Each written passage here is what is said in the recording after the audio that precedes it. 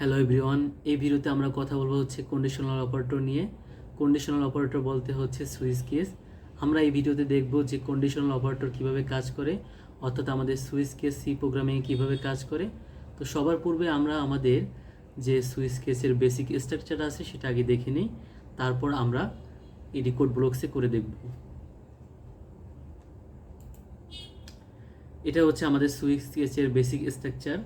তো প্রথমে আমাদেরকে সুইচ কেস লেখার ক্ষেত্রে প্রথমে আমাদের সুইচ এই কিওয়ার্ডটা লিখতে হবে।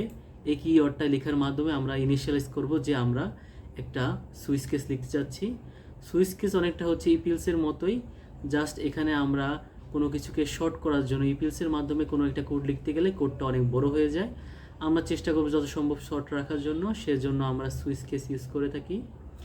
সুইচ কেস লেখার মাধ্যমে আমরা এখানে ইন ভেরিয়েবল ব্র্যাকেটের মধ্যে, ফার্স্ট ব্র্যাকেটের মধ্যে ইন ভেরিয়েবল বা ক্যারেক্টার ভেরিয়েবল নিব, যেটা আমাদের মেইন ফাংশনে ডিক্লেয়ার করে রাখবো।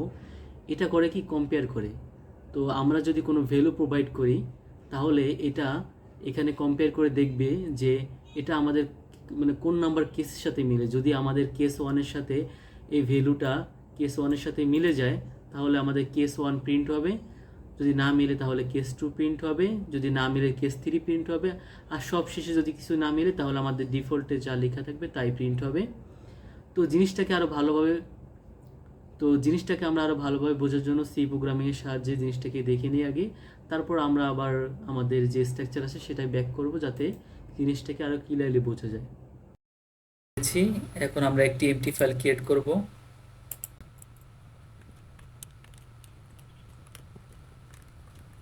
তো এখন আমরা বেসিক সিনট্যাক্সটা লিখে নিই।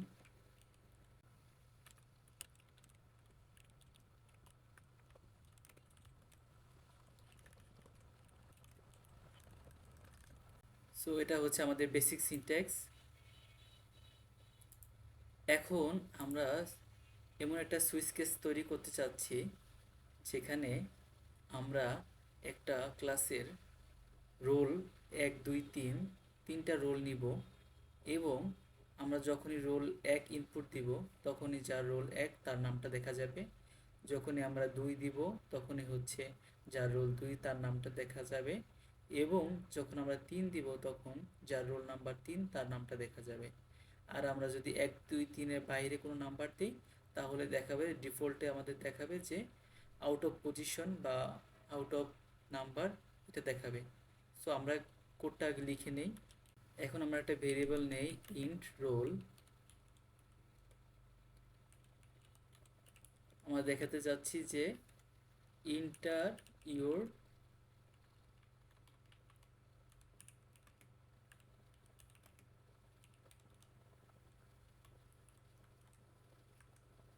এখন আমরা রোলটাকে বাইরে থেকে ইনপুট দিব।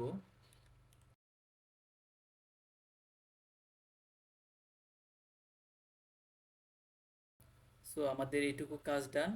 এখন হচ্ছে আমরা আমাদের সুইচ কেসটা লিখব। সুইচ কিওয়ার্ডটা লেখার মাধ্যমে আমরা কেসটাকে ইনিশিয়াল করছি। এখন আমরা যেটার সাথে কম্পেয়ার করব, যেমন এখানে আমরা রোলের সাথে কম্পেয়ার করব, আমাদের ইউজার যে ইনপুট দেবে সেই রোলটার সাথে আমাদের এই সুইচ কেসটাকে কম্পেয়ার করব। এর জন্য আমরা ভিতরে লিখব হচ্ছে রোল। এখন আমরা কেস ওয়ান লিখব, যে প্রিন্ট যার পজিশন 1 বা যার রোল নাম্বার 1 তার নাম হয়তো বা হাসান।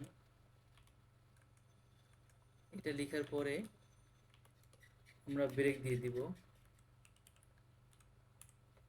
তারপর হচ্ছে আমরা কেস 2 লিখব, যার রোল আর কি 2।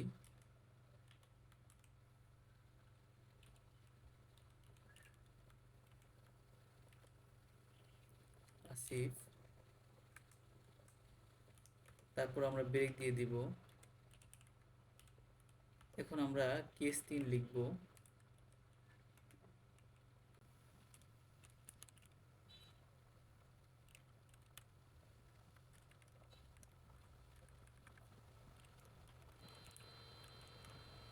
এখন আমাদের ডিফল্ট কেসটা লিখে নিব।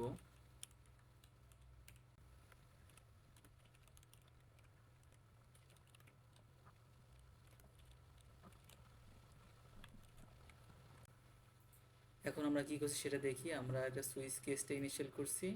এখানে আমরা লিখেছি কেস 1 অর্থাৎ যার রোল 1 তার নামটা দেখাবে। আমরা যদি 2 ইনপুট দিই যার রোল 2 তার নামটা দেখাবে। আমরা যদি 3 ইনপুট দিই তাহলে যার রোল 3 তার নামটা দেখাবে। আর আমরা যদি আউট অফ নাম্বার ইনপুট দিই অথবা 4 5 বা কিছু তখন দেখাবে ডিফল্টটা আমাদের প্রিন্ট হবে। ডিফল্টে লেখা আছে আউট অফ পজিশন। এখন যদি রান করি তাহলে আমরা যদি রোল দিই 1 তাহলে দেখাচ্ছে হাসান। আমরা যদি রোল দেই 2 তাহলে দেখাচ্ছে আসিফ। আর আমরা যদি 3 দেই তাহলে দেখাচ্ছে হচ্ছে রাকিব। আর আমরা যদি আউট অফ নাম্বার দিই লাইক 4 আউট অফ পজিশন দেখাচ্ছে। এখন আমরা সুইচ কেসে ব্রেক কেন ইউজ করি?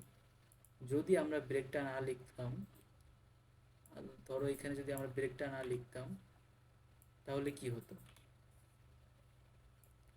তো যখনই আমরা ইনপুট দিতাম 1 তো আমাদের Hasan Asif Rakib out of position সবগুলো একসাথে প্রিন্ট হয়েছে। মানে আমাদের কেস 1 ঢুকেছে, ঢোকার পর দেখেছে হাসান। তো আমরা যদি ব্রেক লিখতাম তাহলে আমাদের কেসটা বুঝতো আমাদের এখানে কাজ শেষ, আমাদের আর পরবর্তী কেসগুলো চেক হতো না। যেহেতু আমরা ব্রেক লিখি নাই তো আমাদের কেস 2 থেকে সেটা প্রিন্ট হয়েছে, কেস 3 থেকে সেটা প্রিন্ট হয়েছে, এমনকি ডিফল্টে প্রিন্ট হয়েছে। সো আমাদের অবশ্যই ব্রেক লিখতে হবে।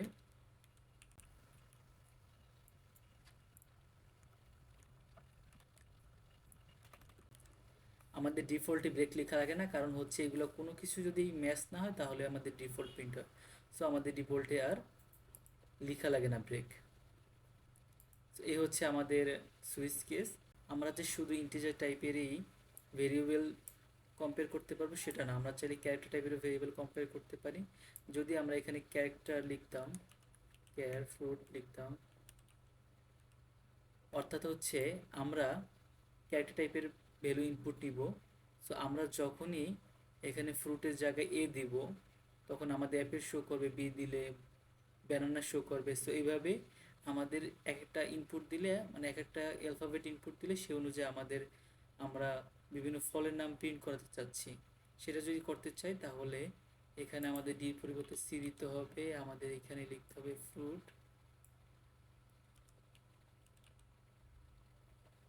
ফ্রুট।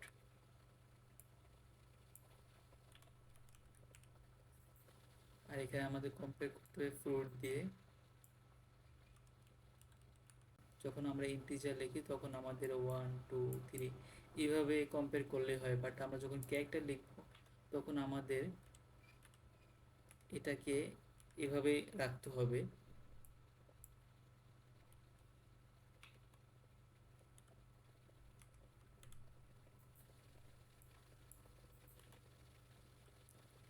ক্যারেক্টারগুলো আমাদের ওই ব্র্যাকেটের মধ্যে রাখতে হবে। তাহলে যখনই আমরা হচ্ছে এ প্রিন্ট দেব তখন আমরা চাচ্ছি, যখনই আমরা ইনপুট দেব তখন চাচ্ছি অ্যাপেল দেখাতে।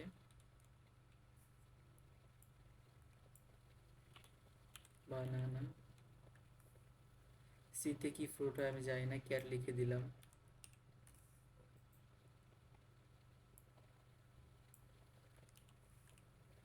সো এখন যদি আমরা রান করি তখন দেখতে পাবো, এখন যদি এ দেই অ্যাপেল,